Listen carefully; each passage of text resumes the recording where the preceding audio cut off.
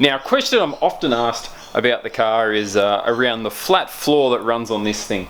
And as I'm now nearing its completion, or this sort of rebuild, I'm at the point now where I need to start thinking about the underbody aero again. And I thought it'd be a good opportunity to talk about the flat floor that I used to run on this thing, and what I'm going to do with it now, and the plans for the future. So let me show you what I used to use. So this is the old flat floor that used to run on this car. It's a aluminium composite panel, so thin sheets of aluminium either side of a plastic core. It's fluted for lightweightness, so there's actual sort of holes running down the length of the panel. And this is a full-sized panel, so a 1200 by 2400 sized sheet. There's some cutouts at the front here for the two front wheels to be able to turn. And then it's, I suppose, mounting wise, we've got 4 main bolts, 1, 2, 3, 4, which bolt into the actual chassis rails of the car. And then at the rear here, we've got 2 bolts that bolt into the rear subframe, and up front there was a couple of bolt holes that mounted into the front subframe. And that was more than enough to keep it quite sturdy.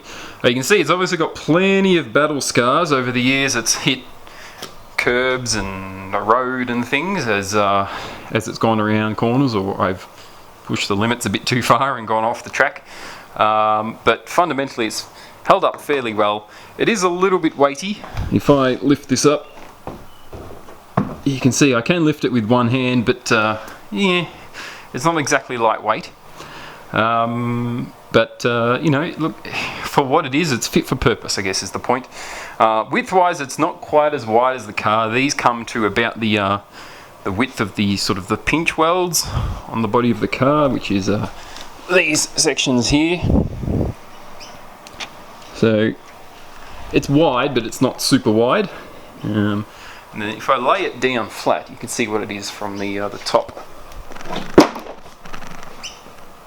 Now the brown poo stain running down the length is where the exhaust used to run, and so this is the front end of the car, the wheels, leaving those cutouts, and then I've got these bits of aluminium angle running the length to try and stiffen things up, and that's where the bolt holes are. So you've got the 4 bolt holes between all of those.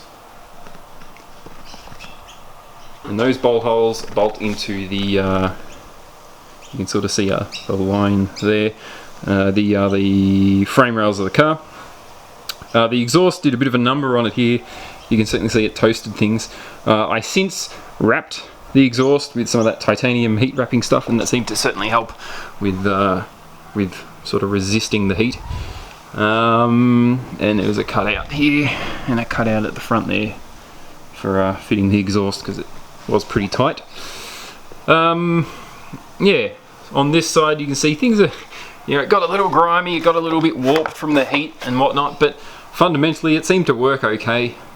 Certainly sort of battle scarred, but I don't think that significantly affected its sort of function. There's a hole here up the front which I just sort of cut randomly to try and help with some sort of adding some cooling to try and prevent the heat damaging the floor any further, and it didn't go any worse than it is here. I noticed this sort of damage after one event, and then after I cut the hole and wrapped the exhaust in the heat sort of wrap, it completely stopped any further damage. So I think that was enough to stop it from getting any worse. But yeah, look, nothing special about the floor. It bolts straight up under the car. There's you know, it's fairly basic stuff. The tricky thing is sourcing this composite paneling, because it's not exactly easy to get, particularly here in Australia, where you know, where you'd have to go to some sort of manufacturing or industrial supplies place. I go to an aluminium supplies place and they had this stuff, but I don't know if they still stock it anymore. It might be harder to get than it used to be. Of course, it would be nice to use fancy honeycomb cord things and that sort of stuff, but you're looking at maybe $300-400 for a panel this size, which is starting to get costly. Of course, it would be lighter, but you know, this is sort of a cost benefit. This is budget spec stuff, and it works. You know, DIY homemade aero, nothing super fancy. So anyway, that is the panel that lives under this car, and I get asked about this often, so hopefully that answers some of your questions. The question now is, what do I do next? I'm not sure. I'm probably going to continue to run this for a little while at least, and unless I can find something that's reasonably cost effective that can replace it, I'll probably continue to use this for a while until, you know, either I find a new one of these at a similar price. I don't really want to go and spend the big dollars on honeycomb stuff or even composite, carbon fibre, fiberglass paneling or anything that's just going to get way too expensive and beyond the budget of this car. So I'm sticking with this for now. Anyway, thank you very much for watching, and we'll see you next time.